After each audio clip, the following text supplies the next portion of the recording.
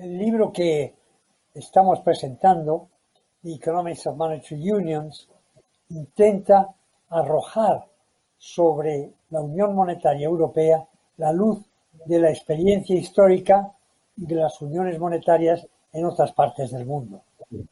La Unión Monetaria Europea, sin duda, como ha dicho Vicente, ha resistido a grandes dificultades o accidentes en su corta vida y sigue viva a pesar de que muchos dijeron que no podía mantenerse. Y sigue viva porque se está transformando. Y lo que estamos viendo, a ver si la experiencia en otras partes del mundo y la experiencia histórica puede decirnos hacia dónde va el euro y cómo está cambiándose o cambiando para resistir a las dificultades que hay. Y este libro es un libro de artículos dirigidos por un trío de economistas, y lo primero que habría que decir es cuál es el contenido del libro. El libro está dividido en 5 partes. Primera parte, que me ha interesado especialmente, es el estudio del patrón oro, puesto que el patrón oro, de una manera indirecta, es el modelo que ha pretendido replicar o volver a hacer el euro para hacer una unión monetaria como fue la del patrón oro, que fue de mucho éxito. Y hay muchas cosas nuevas que se dicen sobre el patrón oro en esta primera parte. En segundo lugar, está las razones por las que puedan fallar las uniones monetarias, porque muchas de ellas lo intentaron y no se ha conseguido, y aquí está el euro intentando transformarse para resistir. Entonces, ahí hay un estudio de las zonas monetarias óptimas y luego un estudio, un índice de cómo de rápidamente o no están convergiendo las economías europeas reales y la monetaria para convertirse en algo que llamamos OCA, y que es un área de moneda óptima. Luego el cuarto es qué ideas hay para preservar la eurozona, porque no hay duda de que está en dificultades, la ha tenido desde el principio esas dificultades ahí. ¿Qué ideas se proponen para hacer que continúe y que resista? Y luego, por fin, las 3 posibilidades que están frente a quienes llevan a la Unión Europea, a quienes llevan la Unión Monetaria, y es si aplicar las reglas de Maastricht, si convertir el BCE en un banco moderno, como diremos, y si es necesaria una unión fiscal también para que la unión monetaria pueda sobrevivir. Las convergencias deseables en una unión monetaria siguen reglas del siglo XIX, especialmente las de Bagehot, que escribió Lombard Street y nos describió cómo funcionaba el patrón oro. Y hay unas reglas o unas indicaciones, índices que tienen que mirar las autoridades. Lo que Bagehot llamó la ratio de cobertura es cuánta moneda internacional, en un caso el oro, ahora el euro, tienen que tener los distintos miembros para que no haya peligro de que la gente huya del euro tanto en el país como en el resto del mundo. Y luego el ratio de preocupación, que es sin llegar a que el ratio de coyuntura de monedas extranjeras, de moneda patrón y moneda de cada uno de los países llegue al borde peligroso, está el ratio de preocupación, que es cuando empiezan las cosas a ponerse de tal manera que hay que tomar medidas. Luego se estudia también muy importantemente el papel de la unión monetaria, y en este caso el euro, en las balanzas de pagos de los miembros de la unión. Y aquí nos paramos en el estudio de el intercambio de pagos cuando hay déficit en las balanzas de pagos de los distintos miembros, el intercambio de pagos a través del sistema Target 2, que es un sistema que mucha gente no conoce y que sin embargo es esencial o está siendo esencial para mantener el euro en marcha.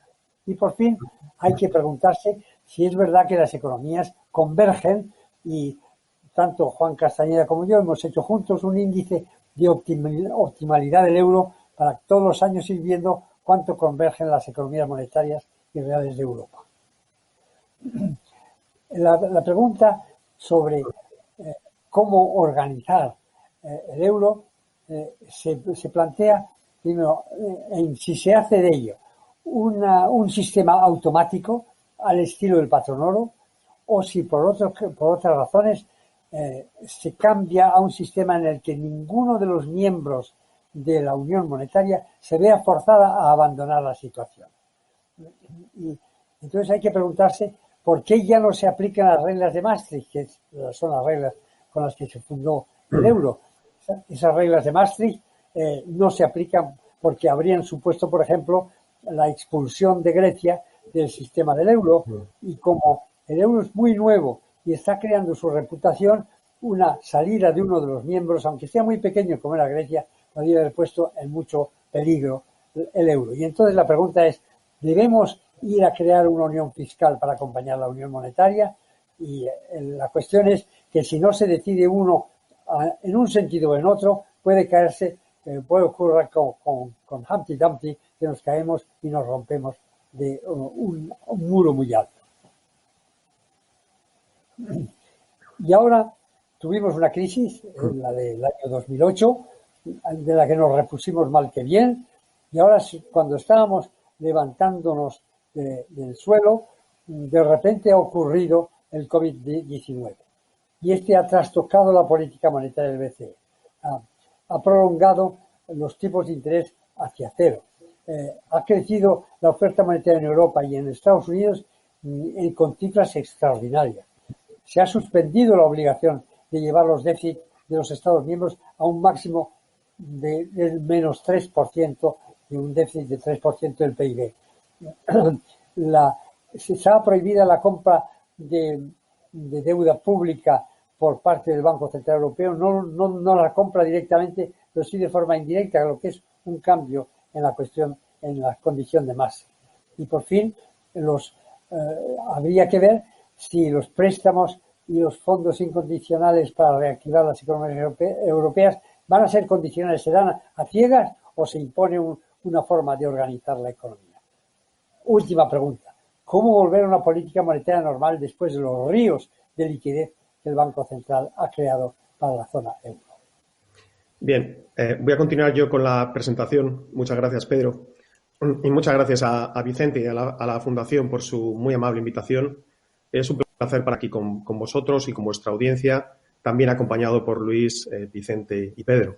Es decir que efectivamente, como ha comentado Vicente, este es un libro coeditado por los profesores Wood y Rosselli y yo mismo, y es una obra colectiva en la que hemos participado varios autores y realmente he aprendido mucho de mis coautores.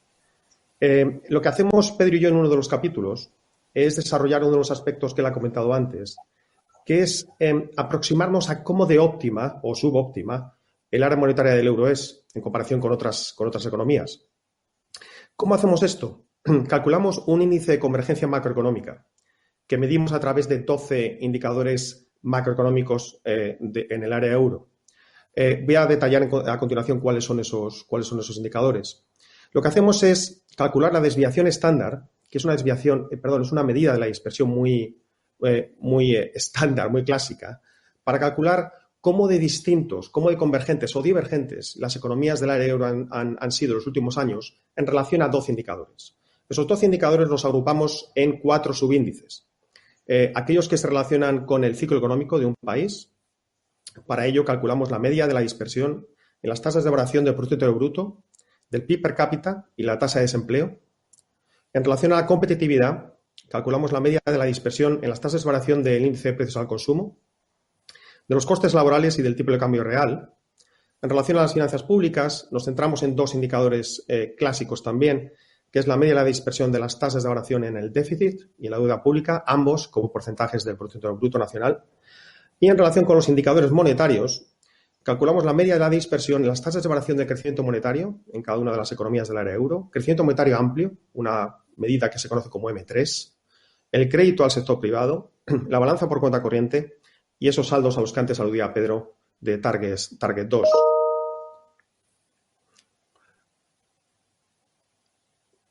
¿Cómo calculamos estos índices? Bien, tomamos el año de establecimiento del euro, 1999, como el año base, de esta manera, por convención, 1999 va a ser, todos los índices van a tomar un valor 100 para 1999. Esto no quiere decir que sea un valor deseable o ideal, simplemente es por construcción el valor que le estamos dando.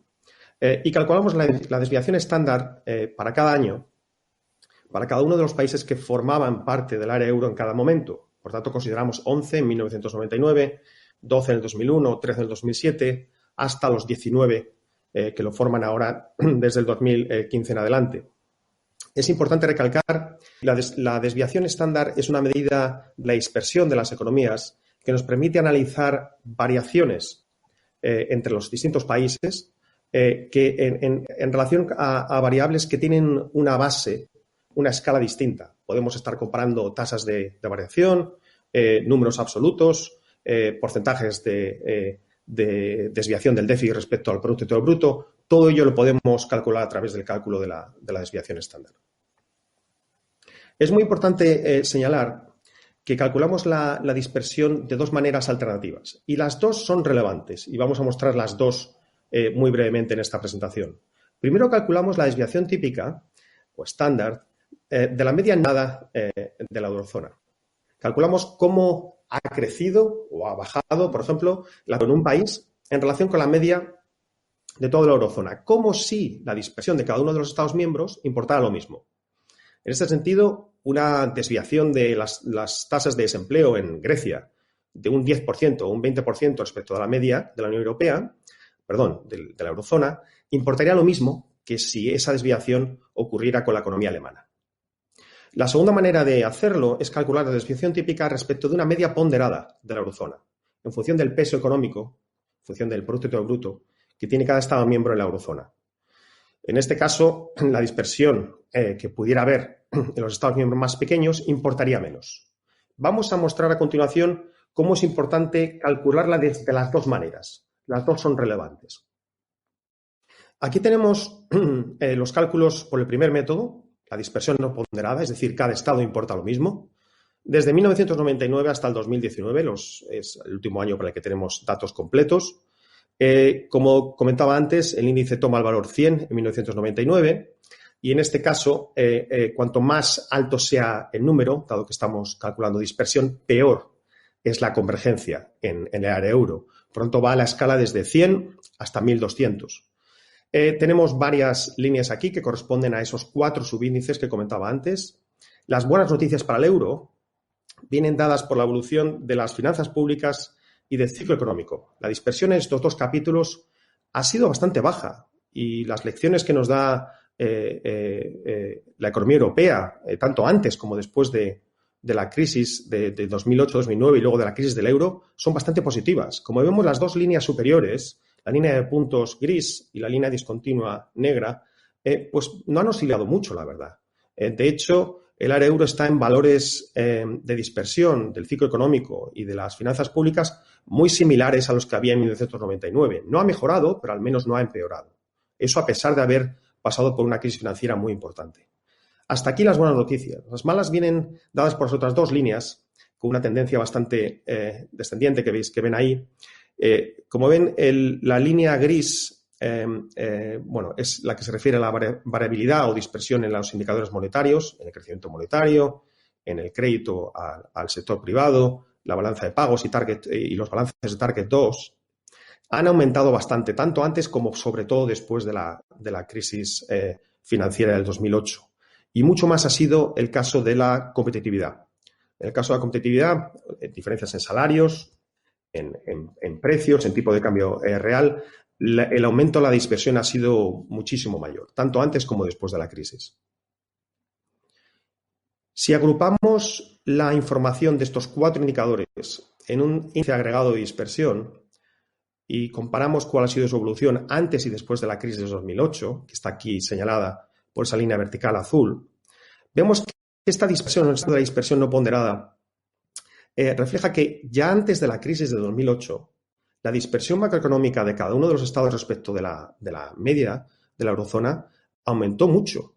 De hecho, desde un valor de 100 en 1999 pasamos a un valor cercano a 200 en el 2007, antes de la crisis.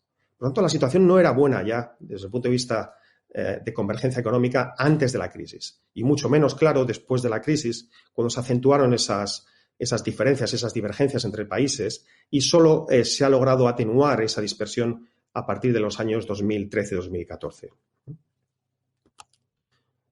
A continuación, lo que hacemos es calcular los índices de dispersión por el segundo método que comentaba antes, que es teniendo en cuenta el peso de la economía de cada uno de los Estados miembros en todo el área euro. En este caso, vemos que la evolución de la eurozona ha sido mucho más simétrica, vamos a decir. Y sí, hubo divergencia y mayor dispersión, incluso antes de la crisis y después de la crisis, pero hemos vuelto a valores incluso mejores de los que había antes de la crisis económica. Como digo, esto no refleja las diferencias de cada uno de los estados como si importaran lo mismo, sino que valoramos más las economías que tienen un mayor peso en la eurozona. A continuación, lo que hacemos es intentar comparar estos resultados de simetría o asimetría para el área euro con otras áreas monetarias, digamos, comparables, si es que pueden ser comparables, que habría mucho que decir en este sentido. Y aplicamos el mismo método para calcular los índices de integración, de ciclo económico, finanzas públicas, competitividad y también índices monetarios en otras dos zonas monetarias. La del dólar de Estados Unidos y la de la libra esterlina del Reino Unido. Y digo que hay un problema de comparabilidad porque, bueno, efectivamente es difícil comparar cualquier otro proyecto monetario al de la eurozona. Estados Unidos, en términos de Producto Interior Bruto, sí que puede ser comparable a la eurozona, efectivamente, pero desde un punto de vista institucional es muy distinta a la eurozona. Hay un presupuesto centralizado, federal, muy importante, además, significativo. La Unión Monetaria lleva muchos años funcionando y otro tanto se puede decir para la Unión Monetaria del Reino Unido, si no más, que lleva integrada monetariamente durante siglos, ¿no? Pero aún así pensábamos que era bueno ofrecer una comparación con las cifras que obteníamos para el área euro. En el caso de Estados Unidos, en lugar de comparar estados miembros, comparamos estados federales, los 50 estados federales más el Distrito de Columbia en Washington. Y para el Reino Unido comparamos los datos de las 4 naciones del Reino Unido y dentro de Inglaterra además tenemos acceso a información más desagregada como son las regiones en Inglaterra. Así es como lo hemos hecho. Y los resultados que hemos obtenido son los siguientes. Este es el índice agregado de dispersión para las 3 áreas monetarias que estamos comparando. La línea, en este caso la línea discontinua gris, se refiere a la dispersión o convergencia en el área euro. La negra es la de Estados Unidos y la de puntos grises es la del Reino Unido. Y como decía antes, cuanto más baja sea la línea, cuanto mayor sea el valor, indica una mayor dispersión, una menor convergencia. Pues bien, vemos que la economía que se ha comportado peor en este sentido, desde el punto de vista de la dispersión, es la de la eurozona, antes y después de la crisis. La de Estados Unidos también ha sufrido dispersión antes de la crisis y después, pero no llega a esos niveles de la eurozona. Y la que mejor o más simetría ha alcanzado antes y después de la crisis es la zona monetaria de la libra esterlina en el Reino Unido. Si calculamos los mismos índices, pero ahora ya ponderados por el peso de cada uno de los estados federales de Estados Unidos o de las regiones en Inglaterra y de las naciones en sus respectivas medias, la situación es distinta, como decía antes, y el área euro no ofrece una mayor variabilidad o dispersión que las otras economías. Es más, está a la cabeza de todas ellas. Pero, en fin, desde nuestro punto de vista, tiene sentido calcular la dispersión de las dos maneras. Porque si uno está viviendo una economía pequeña, como Grecia, Chipre o incluso Portugal, y ve que sus tasas de desempleo son muy distintas a las de la media de la Unión Europea, de la eurozona, y que la política monetaria realmente no les está ayudando a poder atacar esos problemas que tiene, importan y muy mucho, desde un punto de vista económico y también desde un punto de vista político. Por eso creemos que no se debe obviar este problema de asimetría que hay entre los Estados miembros. Parece que, una de las implicaciones de nuestro estudio es que parece que el euro tal y como está diseñado no facilitaría la convergencia de cada uno de los Estados miembros y hace desde luego muy difícil el papel, el rol del Banco Central Europeo como hacedor de una política monetaria única para todos ellos, ¿no? Por tanto, lo que planteamos en el libro, a través de varios capítulos, es hacia dónde ir una vez que estamos aquí, cómo debemos reformar, si es que necesita una reforma, la eurozona. Planteamos dos modelos en este sentido.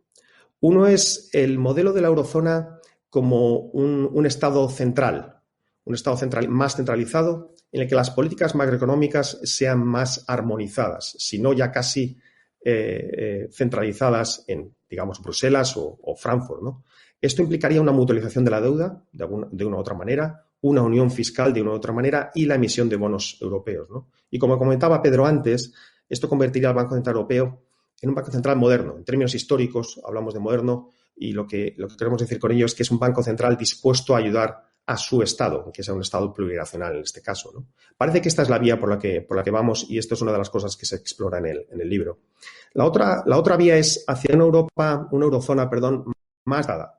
A la Maastricht, no digo igual que Maastricht, si se quiere un Maastricht 2.0 reformado, pero una opción en la que la política fiscal sea todavía una competencia plenamente nacional. Eso sí, es plenamente nacional. Los estados pueden decidir sus niveles de ingresos, de gasto público, pero también tienen la responsabilidad de pagar su deuda y no habría rescates en este modelo. De hecho, habría la posibilidad de suspender de pertenencia a un Estado miembro, incluso de expulsarlo, ¿no? Esta es la opción que, ahora ya desde mi vista, no se ha aprobado. Como comentó antes, en el caso de la crisis de la eurozona, con Grecia inicialmente, no se aplicó Maastricht y lo que ponemos sobre la mesa en un par de capítulos es la posibilidad de desarrollar Maastricht de una manera, como digo, más descentralizada, manteniendo la eurozona un poco más competitiva y delegando toda la política fiscal en los Estados miembros. Eso sí, esta opción, como digo, implica que no se permitiría el establecimiento de rescates, la aplicación de rescates en el caso de una crisis. Y bueno, encantado de discutir de estos temas con Luis, con Pedro, contigo, Vicente, y con tu audiencia. Así que nada, quedo a tu disposición. Pues muchas gracias, profesores, por esta exposición en la que hemos entrado en profundidad en la cuestión. Vicepresidente, los profesores Svars y Castañeda nos han hablado de convergencia y nos han planteado sus ideas para preservar la eurozona e incluso 3 propuestas de reforma. Una primera reacción, señor de Guindos, al contenido del libro y de las propuestas que plantean los profesores. Bueno, en primer lugar, buenas tardes. Es para mí un placer estar con todos ustedes. Muchísimas gracias a la Fundación y muchísimas gracias a Pedro Svars y a Juan Castañeda. Lo pone en una perspectiva histórica, aunque como comentaba anteriormente Juan, existen muy pocos precedentes. Seguramente, aunque con unas características claramente diferenciadas, la Unión Monetaria de Estados Unidos sea la que más se pueda aproximar a lo que ha sido la experiencia de la zona euro. Yo simplemente recordar varias cuestiones que creo que son evidentes y que son obvias. En primer lugar, que el Banco Central Europeo es un Banco Central Europeo de una unión monetaria compuesta por 19 países. Y además que es una unión monetaria que no está completa. Es decir, si uno va viendo lo que son los diferentes pilares de la unión monetaria, de la arquitectura de la zona euro, pues por ejemplo, en el ámbito de la unión bancaria, falta todavía un pilar importante, que es la existencia de un sistema de depósitos único. Tampoco tenemos una unión de capitales de mercado de capitales única en la zona euro. Tenemos una dispersión de reglas que van desde reglas de, por ejemplo, todo lo que tiene que ver con la imposición sobre el ahorro, también con que tienen que ver con cuestiones como, por ejemplo, los regímenes de insolvencia, que hacen muy difícil tener un mercado de capitales único. Y después, tal vez lo más importante sea el tema de la unión fiscal, ¿no? Yo creo que el Fondo de Recuperación, que se aprobó en julio por parte del Consejo Europeo para hacer frente a la pandemia, es sin duda un paso muy importante en la dirección correcta. Por primera vez tenemos emisión conjunta de deuda. En segundo lugar, las transferencias no son préstamos, sino que también tienes transferencias no reembolsables, lo cual yo creo que ayuda bastante. Y después, además, la distribución se hace en función de lo que ha sido el daño producido en cada uno de los países como consecuencia de la pandemia, ¿no? Pero bueno, volviendo al tema, somos el Banco Central de una unión monetaria que todavía tiene que completar lo que es su arquitectura institucional, que se han ido dando pasos siempre en la dirección correcta. Yo me acuerdo cuando en el año 2012 se empezó a hablar de la unión bancaria, yo entonces era ministro de Economía de España y cómo participamos y la importancia que tuvo.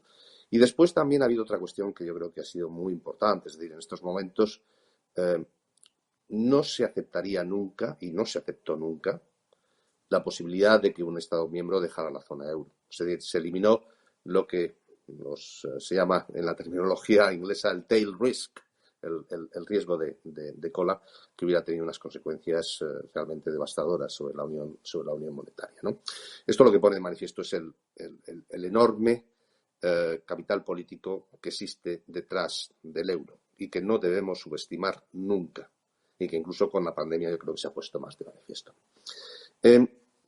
Yo en los minutos que tengo, que no son muchos, voy a hacer una serie de pinceladas sobre lo que creo que está siendo la actuación del Banco Central Europeo en el entorno actual. Creo que la exposición que han hecho tanto Pedro Svart como Juan es importante en términos de algo que desde mi punto de vista es fundamental, y es que se habla de la dispersión. Los economistas hablamos mucho a veces de la media, y mucho más cuando hablamos de la zona euro, pues hablamos de variables en la media. Pero la dispersión es una variable económica tan importante y a veces incluso más importante y más relevante desde el punto de vista del planteamiento a veces de política, de las políticas que aplicas, que la propia media. Por eso creo que la aportación que hacen tanto Pedro Svart como Juan Castañeda al respecto es muy notable. Una vez dicho esto, me voy a centrar 3 o 4 minutos para no consumir más tiempo en lo que es la situación actual.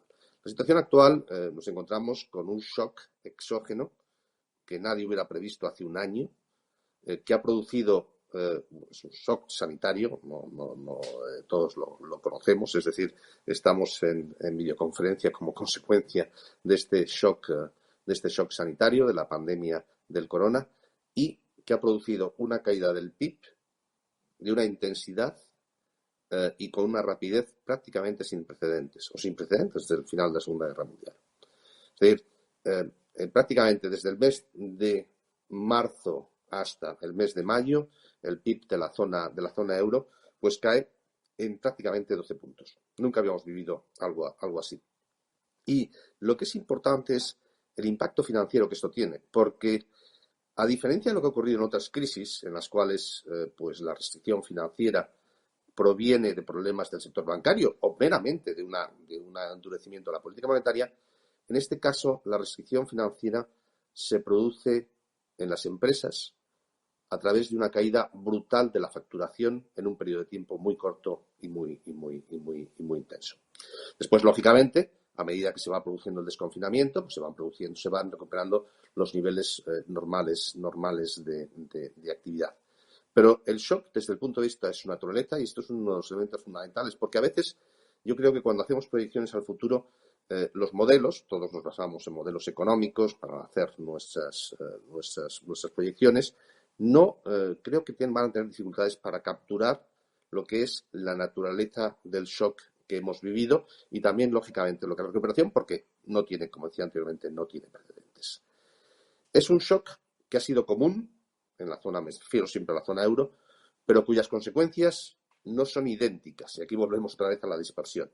Es decir, ha habido economías que estaban más expuestas al sector turístico, que tenían menos espacio fiscal y que, lógicamente, han sufrido más lo que es el impacto de la pandemia. Si uno mira, por ejemplo, las cifras del Fondo Monetario Internacional, de la OCDE o de la propia Comisión Europea, se ve que hay una dispersión importante desde el punto de vista del impacto, tanto en lo que ha sido la caída muy intensa, como en lo que está siendo la recuperación. Y eso lleva a una primera consideración. Para hacer frente a esta dispersión, el instrumento adecuado es la política fiscal.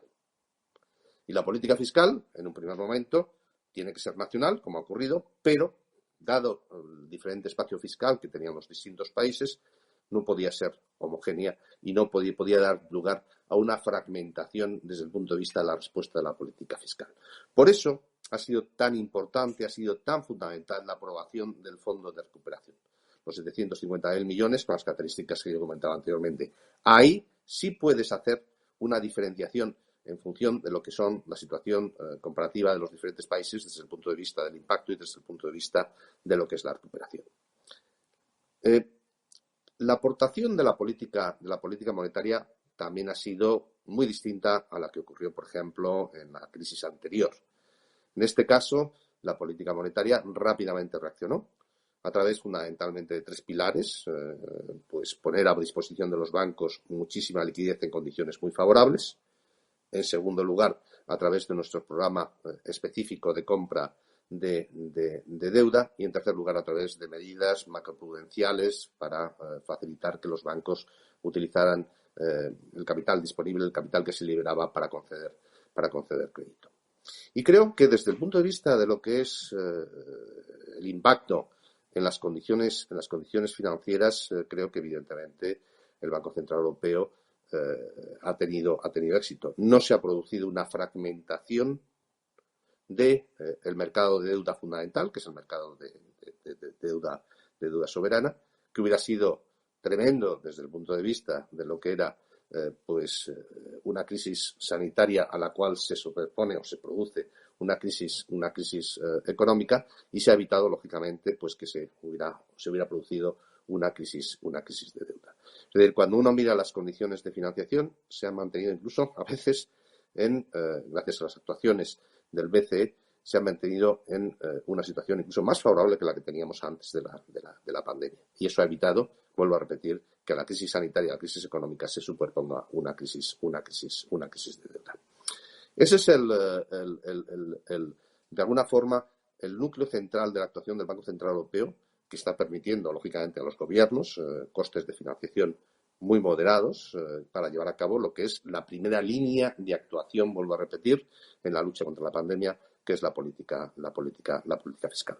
Cada uno, el Banco Central, desde el punto de vista de su independencia, pero siempre, lógicamente, teniendo un diálogo a efectos de intentar que la respuesta a la pandemia sea la más adecuada posible. El futuro, yo creo que pasa por más integración necesariamente. Yo no veo el modelo descentralizado, veo mucho más un modelo de centralización. Creo que es fundamental acabar lo que es la arquitectura institucional del euro. Comentaba anteriormente el tema de la unión bancaria. Seguimos teniendo bancos nacionales, sigue habiendo muy pocas transacciones internacionales dentro de la zona euro, en procesos de consolidación bancaria. Eso es lo que pone de manifiesto que de algún modo todavía hay algo que impide tener bancos realmente europeos, bancos realmente de la zona euro. Como comentaba anteriormente, tener un mercado de capitales único en la zona euro es fundamental, especialmente después del Brexit. Londres y la City eran y son el mercado de capitales, la unión de mercado de capitales de la zona euro, y con el Brexit eso lógicamente se va a ir modificando, y eso exige tomar medidas desde el punto de vista nacional a efectos de armonización, como decía anteriormente, de normativas fiscales, de normativas de insolvencia, que no siempre son sencillas, para conseguir escalas de mercados de capitales que permitan competir, como decía anteriormente, con los principales mercados de capitales del mundo y proporcionar financiación a las empresas europeas y a las familias europeas en las mejores condiciones posibles, en paralelo a lo que ha sido la situación de la financiación proporcionada por el sistema bancario. Y por último, el tema de la fiscalidad, el tema de la creación de una institución paneuropea que lleve a cabo una política fiscal común. No es un tema sencillo, es un tema, lógicamente, en el cual todavía hay que llevar a cabo un proceso en paralelo entre la reducción de riesgos junto con compartir riesgos, pero creo que antes o después acabará llegando. Porque si uno lo mira en perspectiva, lo que han sido los 20 años desde el lanzamiento del euro, lo que se ve en esta perspectiva es que siempre el proceso de integración ha ido a más. Es decir, con dificultades, con accidentes, con situaciones límite, como la que vivimos, por ejemplo, en el año 2012. Pero siempre el proceso ha ido más. Yo creo que ese es el camino a seguir. Creo que además, vuelvo a repetir, no subestimemos la voluntad política detrás del proceso de integración europea y de mejora del marco institucional de la zona euro, porque en última instancia la voluntad política será lo que dirigirá los pasos de Europa en los próximos años. Uh-huh. Muchas gracias, vicepresidente, por esta descripción de la reacción europea ante la crisis y este papel protagonista que ha tenido el Banco Central Europeo en materializar esas propuestas para amortiguar el impacto de la crisis y acompañar a la economía europea a lo largo de los próximos años. Y también por su opinión sobre las propuestas que realizan los profesores Schwarz y Castañeda, ¿no? Tenemos algunas preguntas adicionales porque nuestro público está muy interesado en muchos aspectos que rodean su actividad y hemos pensado en agrupar estas preguntas, si le parece bien, en torno a 3 grandes temas, ¿no? Entrando ya en estas cuestiones, por un lado, hay un grupo de preguntas que tiene que ver con un asunto que afecta a los bancos centrales y al euro y que se encuentra en el centro del debate económico. Dada la posibilidad técnica de emitir monedas electrónicas por parte de los bancos centrales y los avances de la tecnología en todos los ámbitos, ¿cree que es inevitable la desaparición del dinero físico? Y en un mercado de monedas digitales, ¿deberá el regulador monetario permitir la convivencia de la moneda emitida por el propio Banco Central con las monedas emitidas por entidades privadas?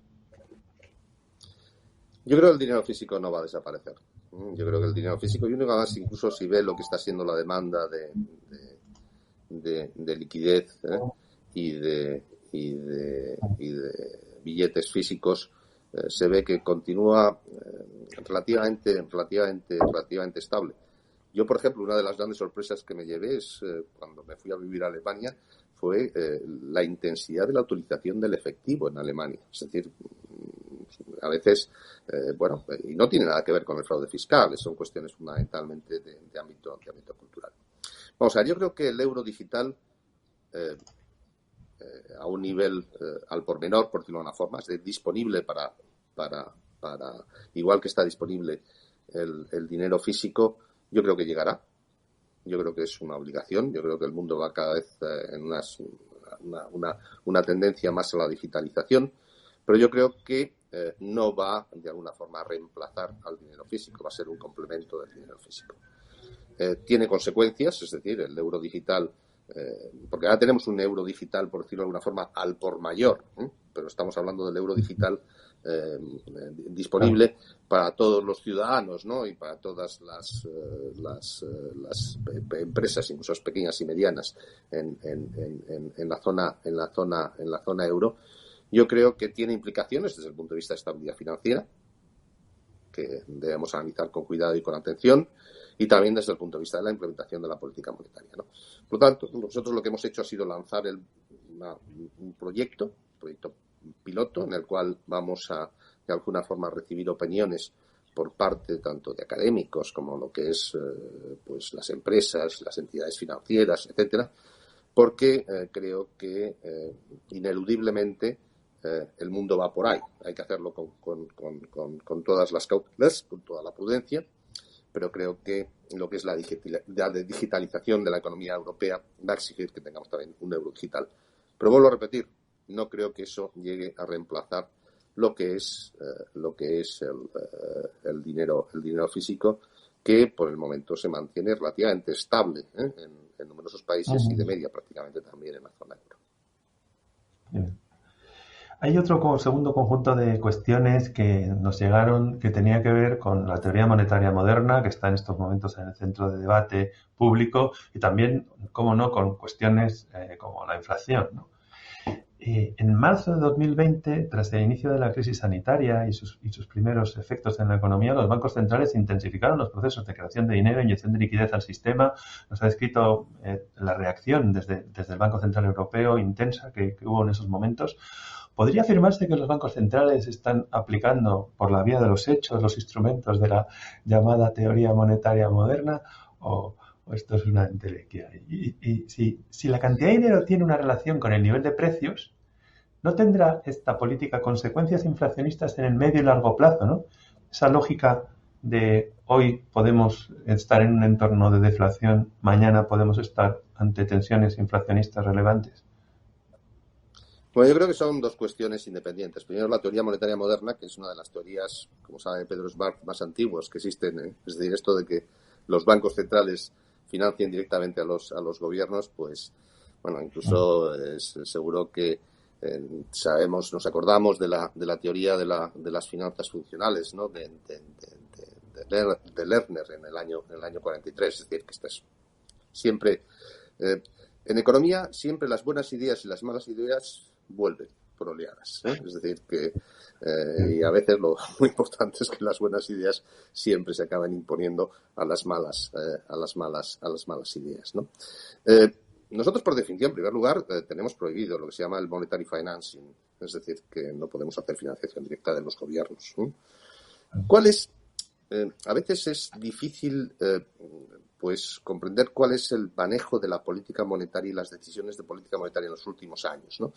Tradicionalmente la política monetaria era se fijaba en la determinación de los tipos de interés a corto plazo, esperando que esos tipos de interés a corto plazo, esa actuación sobre los tipos de interés a corto plazo, afectara a toda la curva de tipos de interés y, lógicamente, la estructura de tipos de interés afectará a la demanda agregada, es decir, a las decisiones de consumo, a las decisiones de inversión, impactos también sobre el tipo de cambio. Esto era la instrumentalización tradicional de la política monetaria. ¿Qué es lo que ha ocurrido? Lo que ha ocurrido es que un fenómeno que no es monetario, que es la tasa de interés natural, ha ido cayendo en el tiempo. Y la tasa de interés natural ha ido cayendo, es decir, es una variable, vuelvo a repetir, que no es monetaria, que se determina por factores reales. Pues ha ido cayendo pues por factores como, por ejemplo, la globalización, la demografía, los avances que se han ido produciendo en determinados entornos, como por ejemplo Internet, digitalización, etcétera, ¿no? Es decir, nosotros hemos visto y tenemos calculado que en periodos de tiempos relativamente largos, de 2 décadas, esta tasa natural de interés, que es la que equilibra en última instancia el ahorro con la inversión,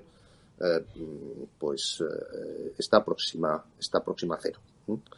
Y los tipos de interés que observamos en los mercados no son los tipos de interés reales, es decir, esta tasa natural, sino los que observamos son los nominales. Y entonces a esa tasa hay que añadirle lo que es la expectativa de inflación y así tenemos lo que son los tipos nominales, que son los que observamos, como decía anteriormente, los que tenemos en los mercados. Y también lo que son las expectativas de inflación se han reducido. Con eso, ¿qué es lo que quiero decir? Lo que quiero decir es que los tipos de interés, tanto el natural como el nominal, están próximos a cero. Y entonces, lógicamente, la instrumentalización tradicional de la política monetaria, que era actuar sobre los tipos de interés, se encuentra con lo que la teoría monetaria llama el lower bound, es decir, el límite inferior, los tipos cero. Entonces tienes que buscar otras alternativas. ¿Y cuál es la alternativa lógica? La alternativa lógica es la compra de activos, el QE. Es decir, es actuar sobre el conjunto de la curva de tipos de interés. Y esto lo han hecho todos los bancos centrales, es decir, los bancos centrales de las economías desarrolladas, lo ha hecho la Reserva Federal, lo ha hecho el Banco de Japón, lo está haciendo el Banco de Inglaterra y también lo ha hecho el BCE. Pero siempre por eso nosotros tenemos reglas internas desde el punto de vista de actuación, que además son relativamente públicas y que son conocidas, para evitar que se llegue a considerar que a través de esta actuación, que se hace fundamentalmente a través de la compra de activos de deuda pública, implique ningún tipo de financiación de los gobiernos, lo cual en última instancia sería lo que predica la teoría monetaria moderna y que, vuelvo a repetir, está prohibido por el Tratado de la Unión, que es el que de alguna forma determina cuáles son el marco de actuación del Banco Central Europeo. Gracias. Y finalmente hay un conjunto de preguntas que se centran en cuestiones del balance, el capital del banco. Dada la significativa compra de títulos de deuda realizada en 2020 por parte del BCE, como reacción a esta terrible crisis que nos asola y el mencionado aumento de la cantidad de dinero en el sistema, varios asistentes plantean si el capital del BCE suficiente para poder llevar a cabo estas operaciones y si no debería recapitalizarse en consonancia con el aumento del valor de su balance. Bueno, el capital es suficiente. Yo soy responsable de riesgos y, por tanto, responsable del balance del Banco Central Europeo. Continuamente estamos haciendo test de estrés para ver cuáles serían las situaciones y lo que vemos es que tanto el nivel de capital como el nivel de reservas es perfectamente suficiente, incluso con escenarios muy estresados. Después ha habido una cuestión anterior, si me permites, Vicente, que no he contestado, que ha sido lo del tema de la inflación, que creo que es un debate apasionante. Es decir, porque claro, tenemos 2 décadas distintas, los 60 y los 70. Los 60 de una inflación de crecimiento alto y inflación reducida, y los 70 en lo cual pues es la contraria, tenemos la famosa estanflación, ¿no? Yo creo que si uno mira, por ejemplo, lo que son nuestros modelos, todos los modelos de los bancos centrales se basan en una construcción teórica con aplicaciones prácticas, que es la curva de Phillips. Cuando uno mira la curva de Phillips, lo que se ve en el tiempo es que se ha ido aplanando. Es decir, que de alguna forma la sensibilidad de la inflación a lo que es el output gap, es decir, la situación económica, se ha ido reduciendo. Eso puede tener que ver con muchos factores, ¿no? Pero evidentemente hay una cuestión que sí ha sido importante. Es decir, yo creo que en este aplanamiento de la curva de Phillips también ha jugado factores que también ha jugado, por ejemplo, en lo que comentaba ya anteriormente, la reducción de la tasa de natural de interés. Es decir, cuestiones como la globalización, la incorporación de una economía como la China a la economía mundial, cuestiones como la digitalización, el peso creciente de Internet, etcétera, etcétera, etcétera. La cuestión aquí es, evidentemente, si tenemos una recuperación intensa, que es la que evidentemente pues todos esperamos, ¿no? Es decir, una vez que se vaya produciendo la vacuna, si los estímulos fiscales y monetarios, que han sido de una magnitud prácticamente también sin precedentes, pueden llevar a ese repunte de inflación. Bueno, esa es una de las cuestiones en las cuales evidentemente tenemos que estar ahí. Nuestras proyecciones de inflación nos indican, sin embargo, que vamos a estar por debajo de lo que es la definición de estabilidad de precios que nosotros tenemos actualmente, es decir, estar próximo pero por debajo del 2%, pero evidentemente ese es un debate que yo creo que desde el punto de vista académico y desde el punto de vista intelectual va a estar ahí, y que hace que para un banco central como el BCE, cuyo objetivo es la estabilidad de precios, únicamente la estabilidad de precios, pues vigilarlo con atención, con cuidado, pues evidentemente va a ser una de nuestras obligaciones fundamentales. Pues muchas gracias, vicepresidente, por su detallada respuesta, y además nos alegra conocer esa perspectiva de una estabilidad en una cuestión tan relevante como la inflación a medio y largo plazo. Unas respuestas claras y concisas a cuestiones tan relevantes en un escenario además de complejidad e incertidumbre enorme como el actual. Como digo, muchas gracias, vicepresidente, por todas sus respuestas y su participación. Ha sido un placer, de verdad. La verdad, muchísimas gracias. Y vamos a continuar analizando todas sus opiniones, vicepresidente, con los profesores Herbás y Castañeda, ¿no? La verdad es que nos gustaría mucho conocer su opinión, profesores, sobre la cuestión planteada, relativa a, bueno, en general a la teoría monetaria moderna. Hemos hablado mucho, digamos, fuera de este evento, ¿no?, con los profesores Herbás y Castañeda sobre esta teoría, ¿no?, que ahora se saca como un estandarte en determinados contextos, ¿no?, cuál puede tener riesgos relevantes, ¿no? Y también sobre la cuestión de la inflación, ¿no?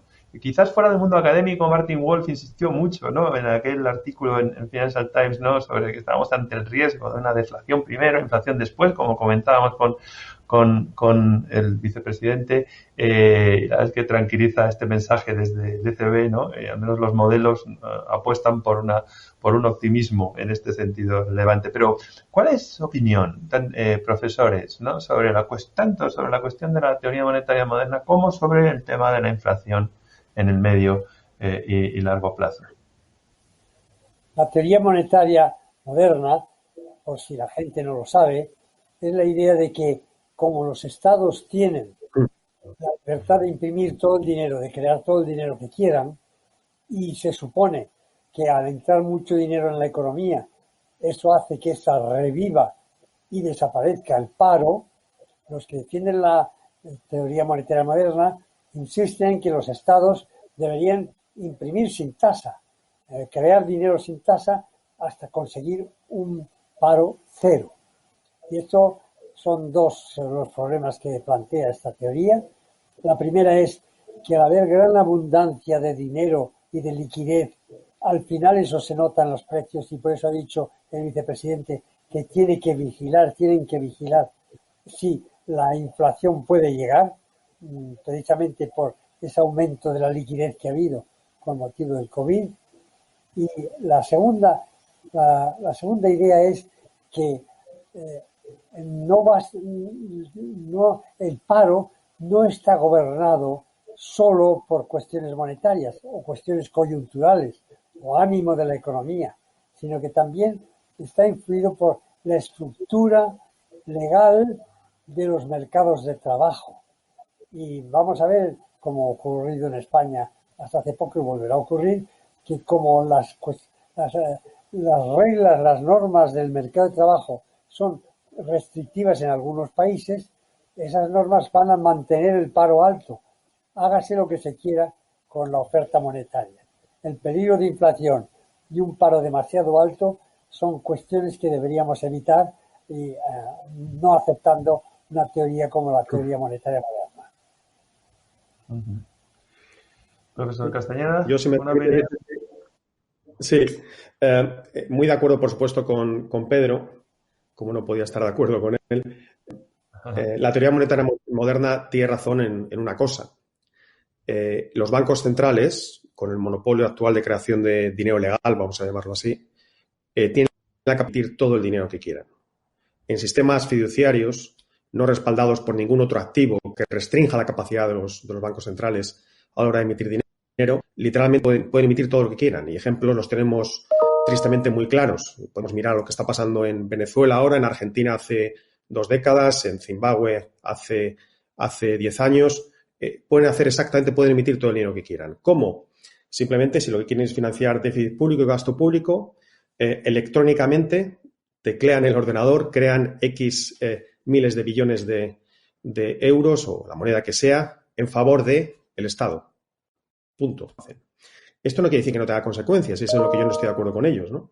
Una de ellas es que suponen que no hay restricciones reales al crecimiento de la economía, como si todos los factores estuvieran disponibles en todo momento, ¿no? Esta es una de las grandes insuficiencias de esta pseudoteoría, ¿no? Y es que no tiene en cuenta la capacidad real de la economía de crear bienes y servicios, de cuánto han crecido tus factores de producción, cómo de productivos son, cómo de avanzada es tu tecnología o no lo es. Eso es lo que determina en el medio y largo plazo el crecimiento de una economía, ¿no? Y los segundos, desde el punto de vista monetario, se centran en la oferta de dinero, que sí es verdad que se puede crear toda la que quiera el Estado a través del Banco Central. Pero, ¿qué pasa con la demanda de dinero? ¿Qué pasa con nosotros como receptores de ese dinero? ¿Tenemos una demanda de dinero infinita? ¿Acaso vamos a absorber, decenas de miles de millones de euros creados ex novo? No, por supuesto que no. La gente intentará desprenderse de esa moneda, desecharse de esa moneda, intentando invertir en activos alternativos al dinero que venga de alguna rentabilidad. Y ahí eso es lo que crearía inflación, ¿no? Y por último, en cuanto a la relación entre dinero, oferta monetaria e inflación, esto de verdad es una de las pocas leyes económicas universales en las que yo creo, o creía que casi todos estábamos de acuerdo, ¿no? Lo hemos llamado José Antonio Aguirre y yo en un libro muy antiguo ya, la ley de la física monetaria. Es que va a pasar. Es que en el medio y largo plazo hay una relación entre la cantidad de dinero en circulación y el nivel de los precios. Eso sí, no es inmediato. Y menos aún en una época tan incierta como en la que estamos ahora, ¿no? Con esta crisis y esta pandemia, ¿no? ¿Por qué? Porque la gente lo que hace es acumular saldos líquidos por si acaso, por un motivo de precaución, como diría Keynes, ¿no? Pero una vez que la situación vuelva a algo más normal, esos excesos de dinero acumulados por parte de los bancos, de las empresas financieras y no financieras, ¿no? Esos excesos se van a canalizar de alguna manera, van a intentar buscar rentabilidad. Y al hacer esto van a aumentar y muy mucho los precios de activos alternativos, como ya está pasando, y también su propia demanda de bienes y servicios. Por eso yo creo que si yo fuera un banquero central, que Dios le libre al Banco Central Europeo que yo lo fuera, por supuesto un aumento de la cantidad de dinero en circulación por encima del 10%, como está pasando ahora, eso va a generar inflación en bienes y servicios. La verdad es que... Una cuestión de mucha importancia es el margen fiscal que ha dicho. La diferencia entre la reacción ante COVID y la crisis anterior del norte de Europa y de los países del sur se debe en parte porque los países del sur habían hecho crecer demasiado el déficit público y habían aumentado el gasto público en vez de en los márgenes que indica un presupuesto equilibrado. Al contrario, lo habían aumentado para contentar a sus votantes, sin duda. Entonces, nosotros, los españoles, los griegos, los italianos, hemos permitido que el Estado gaste más de lo que ingresa, que no haya un equilibrio fiscal. Y si eso ocurre, llegado un momento de crisis, te encuentras sin medios para poder responder a ella. Y tienes que apelar a los demás miembros de la eurozona para que te ayuden. Entonces, el no obedecer a lo que es una regla fundamental de una economía moderna, y es que el presupuesto público esté equilibrado y que no se aumente demasiado el gasto por encima de los ingresos, esa diferencia le quita a uno armas para un momento de crisis, que es lo que yo creo que ha pasado con el COVID. Y así forzamos la mano a nuestros compañeros del euro para que nos ayuden por los errores que hemos cometido en el pasado y que me gustaría que no se volvieran a cometer. Hemos repasado un poco esa perspectiva un poco más coyuntural, ¿no? Estamos enfrentados a una situación extraordinaria, realmente, ¿no? Pero, digamos, tomemos un poco más de perspectiva, ¿no? Y analicemos el instrumento, ¿no? El vicepresidente también nos ha respondido a unas preguntas que se han planteado y sobre las que también nuestra audiencia está muy interesada en conocer vuestra opinión, que tienen que ver precisamente con la vigencia del dinero físico, ¿no?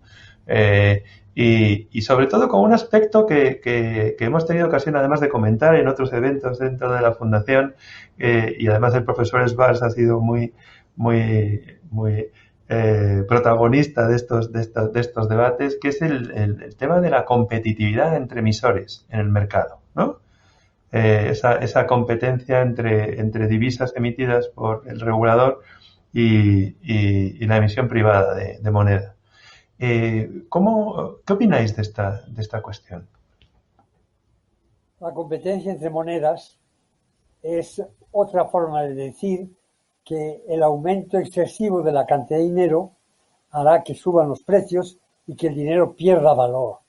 Y por lo tanto, en un momento ya en una situación tan grave como puede ser la de Venezuela o haya sido la de Argentina, en esa situación los individuos huimos del dinero oficial y o bien usamos el dólar, como se usa en América Latina, se usa el dólar porque es una moneda en la que hay más confianza, o bien empieza a haber la posibilidad de sustitutos privados de la moneda. Y esa quizá es la que yo diría al vicepresidente que no lo ha subrayado bastante. Y es que si las monedas oficiales no funcionan bien, hay inflación o también hay deflaciones y paro debido a una mala política monetaria, la gente se inclinará a usar unas monedas nuevas, emitidas privadamente. Y hay varios ejemplos en el mundo de esas monedas nuevas que están difundiéndose en estos momentos. Y no solo usar monedas nuevas, sino abandonar totalmente la moneda nacional cuando la crisis inflacionista se hace demasiado grande. El futuro de las monedas privadas es, yo creo, por desgracia quizá, más brillante de lo que se suele decir. Sí, porque además vemos que incluso determinadas plataformas con sus posiciones dominantes en otros ámbitos, pues ven posible incluso entrar en la competencia en este campo con los bancos centrales en la emisión de monedas, ¿no? Profesor Castañeda. Sí, efectivamente.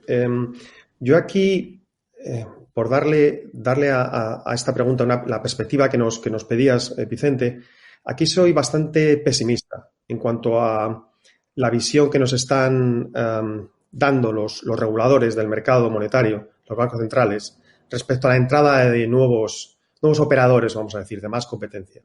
En cualquier otra, casi en cualquier otra, diría yo, en cualquier otro mercado, en cualquier otra faceta económica, el regulador lo que haría sería intentar eliminar las barreras de entrada al mercado e intentar que hubiera cuanto mayor número de oferentes en el mercado, mucho mejor.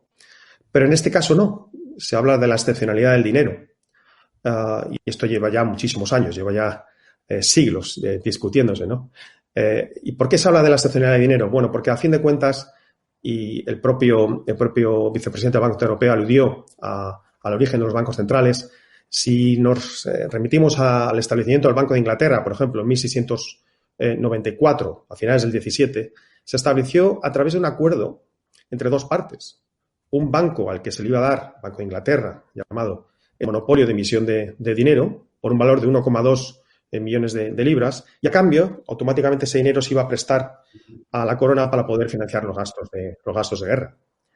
Bueno, ¿cómo deshacerse de este monopolio legal con esta coalición de intereses tan beneficiosa para las dos partes? Bien, permitirme que no sea muy optimista, ¿no? O sea, que no es que quiera yo aquí apelar a teorías conspirativas, es la historia, es tal y como funciona, y es un sistema que de manera directa o de manera indirecta beneficia muy mucho a los estados a la hora de colocar su deuda de manera más barata, ¿no? Por eso creo que los reguladores van a intentar poner todas las pegas posibles a posibles alternativas al dinero legal. Eso me parece una perspectiva casi realista, ¿no? Eso sí, estoy muy de acuerdo con Pedro. Cuando si es que la situación llega a ser de riesgo de hiperinflación elevada, y no digo que esto vaya a ocurrir en la eurozona, sino en otras economías, en ese caso sí que veremos que la gente va a recurrir a otros medios de pago. Por la vía de los hechos se van a saltar estas prohibiciones que están dadas por los legales. Uh-huh. Y al final en la vida todo es cuestión de incentivos y de expectativas. O sea, hay otra cuestión que también interesa muchísimo a nuestra audiencia, ¿no? Porque es cierto que, los expertos evidentemente en la elaboración de los modelos incorporan todo tipo de variables, ¿no? Pero es cierto que en el debate sobre la política monetaria y sobre las cuestiones monetarias se viene trabajando ampliamente en el estudio de nuevos determinantes de la política monetaria, podríamos llamar, ¿no?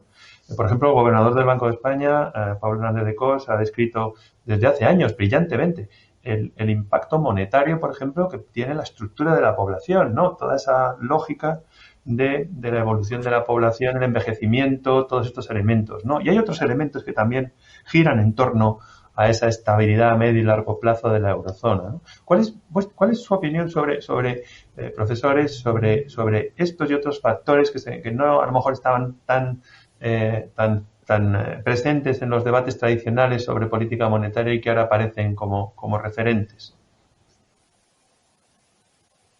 La cuestión de la población, su envejecimiento, es una cuestión que, si puedo decirlo, me atañe muy de cerca, porque todo el mundo está empeñado en personas de mi joven edad se retiren del mercado de trabajo e intenten vivir con las pensiones públicas. Lo que pasa es que esas pensiones públicas y la reglamentación del mercado de trabajo hace muy difícil la política monetaria, porque al final el sistema de pensiones públicas se financia al final con deuda pública, no con ahorro de las personas en el pasado cuando trabajaban, sino con deuda pública. Y eso fuerza la mano de la política monetaria, puesto que es bien sabido que hay una relación entre el aumento del déficit público y la devaluación de la moneda, por la razón de que se ponen de acuerdo los bancos centrales y los gobiernos para financiar ese gasto que no puede la economía financiar normalmente o naturalmente. Entonces, si se limita la edad a la que las personas pueden jubilarse, aunque ahora se estén aumentando un poco los años, se limita, ahora que estamos mucho más fuertes y más vivos que nuestros antepasados, se limita a que podamos seguir en el mercado de trabajo, por un lado. Y segundo, si las pensiones no están financiadas por el ahorro pasado nuestro, sino por la financiación de los que ahora trabajan, pero sobre todo la financiación del Estado con deuda pública para que las pensiones no tengan limitación, eso hace que la política monetaria no pueda ser una política tranquila, conservadora, que mantenga un dinero de valor y que no haya, que no cree inflación, sino que parece que la inflación está en el centro del sistema. Y no sé cuánto tiempo vamos a poder aguantar con este gasto demográfico, por así decirlo, ese gasto demográfico que no esté basado en nuestras decisiones anteriores durante la vida laboral. ¿Profesor? Sí, aquí estamos ante un problema fundamental y siento tener que volver a lo que antes comentaba, ¿no? Sobre esta relación entre la cantidad de dinero y el nivel de los precios.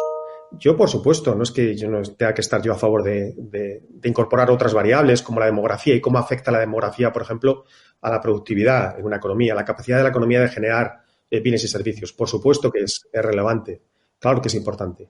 Pero, en definitiva, tenemos que comparar siempre dos magnitudes. Una, cuánto están creciendo los bienes y servicios en una economía, a qué tasa, y a cuánto está creciendo el dinero en esa economía. ¿Es suficiente el crecimiento del dinero para financiar ese aumento de bienes y servicios? ¿Sí o no? Porque si nos estamos pasando la emisión de dinero, lo único que estamos haciendo es aumentar el PIB nominal. El número de bienes y servicios que tenemos es el mismo, solo que su precio es más elevado, ¿no? Eso sería una especie de ficción de crecimiento, que no es crecimiento, es un crecimiento nominal, inflacionista, ¿no? Entonces, en este sentido, creo que debemos volver y siguiendo un poco tu recomendación previa, Vicente, echar un paso atrás y ver qué modelo de política monetaria queremos. ¿Queremos una política monetaria que mantenga el poder de compra de la moneda, que se fije en muy poco, simplemente un objetivo de inflación, cuánto crece el dinero, cuánto crece la economía e intentar mantener esas dos tasas más o menos a la par en el medio y largo plazo? ¿O bien queremos un Banco Central moderno, en términos históricos, que haga mucho más? Que ayude al gobierno cuando haga falta, que permita cierta inflación para poder ajustarse a crisis económicas venideras, que pueda manejar el funcionamiento de la economía en el corto plazo, perdón. Bueno, son los dos modelos que tenemos y me temo que los bancos centrales están yendo por este último modelo, los bancos centrales modernos. Uh-huh. Bueno, la verdad es que estamos ya agotando el tiempo disponible para el debate, no queremos abusar tampoco de la presencia de nuestros invitados, ¿no? Pero hay una última cuestión que surge siempre. No hay debate en la Fundación en la que no se eleve el foco y se plantee la perspectiva global, ¿no? Hemos hablado de otras zonas monetarias. Nos hemos centrado mucho en la eurozona, lógicamente, ¿no? Pero incluso en la exposición, y también lo ha mencionado el vicepresidente, ¿no? Hemos hablado de la zona monetaria norteamericana, de la libra esterlina, han mencionado los profesores. Hay otras zonas, hay otras uniones monetarias que han funcionado, ¿no? Tenemos el de África del Sur, etcétera. Yo no me extiendo. Pero claro, estamos en un mundo en el que de esa lógica unipolar hemos pasado a una lógica bipolar, ¿no? Probablemente camino de una lógica multipolar, pero en estos momentos nos enfrentamos a nivel global a una lógica bipolar. No se puede entender la economía mundial sin el papel de China. ¿Qué rol pensáis en perspectiva que va a tener el renminbi? ¿Y pensáis que vamos a ver entrar en competencia con otras zonas y, por tanto, con otras monedas al renminbi en clave de unión monetaria? ¿Pensáis que podemos ver un día una unión monetaria vinculada a la divisa china? ¿Cuál es vuestra perspectiva sobre esa lógica global de las uniones monetarias y del mercado de divisas? El dólar sigue gobernando, quiero decir, es la moneda internacional que se usa, no solo en América del Norte y del Sur, sino también en China y también en el resto del mundo. La cantidad de billetes que hay, que las autoridades de la Reserva Federal calculan, es siempre mucho mayor, porque mucha gente en el mundo tiene en el bolsillo dólares, el billete verde, por la confianza que tiene en él. Y hay una relación, naturalmente, entre la moneda que se usa y la capacidad económica de la zona que imprime esa moneda, que crea esa moneda. Entonces, la moneda china ha tenido obtenido un espacio más grande desde que la economía china está creciendo y está ampliándose de tal manera que se plantea este problema. ¿Usaremos el renminbi cuando pasen unos pocos años o seguirá la Unión Monetaria Americana suministrándonos el dinero? Yo creo que esto segundo, porque hay que ver qué puede pasar con la economía china. Ha sido, por cierto, una noticia maravillosa para la humanidad el que la economía china, que era una economía donde había muchísima pobreza, haya conseguido salir adelante a través del comercio internacional, por cierto, y luego también la India y otros de estos países. La pobreza se ha disminuido y ha caído, entre otras cosas, por la reforma monetaria que hizo Deng Xiaoping en China. Y entonces, la cuestión es, el gobierno chino actual, ¿conseguirá mantener la economía china competitiva o la va a usar como un arma política? Y esa es la cuestión que debemos contestar. Profesor Castañeda. Sí, bueno, la respuesta corta a tu pregunta, Vicente, es que no lo sé, sinceramente. Pero creo que sí que podemos atender a tendencias. Una de las cosas que hemos estudiado Pedro y yo recientemente en un artículo sobre monedas paralelas y competencia monetaria es la fuerte inercia que tiene el funcionamiento de una moneda bien establecida en el mercado. Se requiere de una pérdida de su valor, de su poder de compra muy elevada para que los agentes del mercado puedan optar por otras monedas. El umbral de qué alta la inflación tiene que ser para que la gente empiece a buscar otras monedas, ese depende de cada economía. Lo que estoy intentando decir es que los costes de cambio de moneda son altos y el dólar todavía se está beneficiando de una inercia de predominio en la economía mundial muy elevado. De hecho, en los últimos años no hemos visto una bajada del poder de la cuota de mercado del dólar en los mercados internacionales. Sí que hemos visto el ascenso de la moneda china, sí, por supuesto que sí, pero eso no ha sido a costa de la moneda americana. O sea, yo creo que todavía la inercia del uso del dólar americano va a continuar por mucho tiempo, ¿no? Al menos que un episodio de inflación muy elevado ocurra en Estados Unidos, de manera que eso pueda hacer a todos aquellos poseedores de activos denominados en dólares plantearse cambiar a otra moneda, eso por supuesto. Y esto no descarto que ocurra. De hecho, si en Europa ha crecido la cantidad de dinero desde marzo, en Estados Unidos ha sido completamente extraordinario el crecimiento del dinero. Ha crecido a tasas del 25% anual. Tasas récord en época de paz, en tiempos modernos, en Estados Unidos. Si esto no es algo extraordinario, que venga Dios y lo vea, ¿no? Pero son episodios como estos que pueden devenir en inflación, y de hecho yo creo que devendrán inflación el año que viene, lo que irá socavando poco a poco esa inercia de poder de mercado que tiene el dólar en mercados internacionales.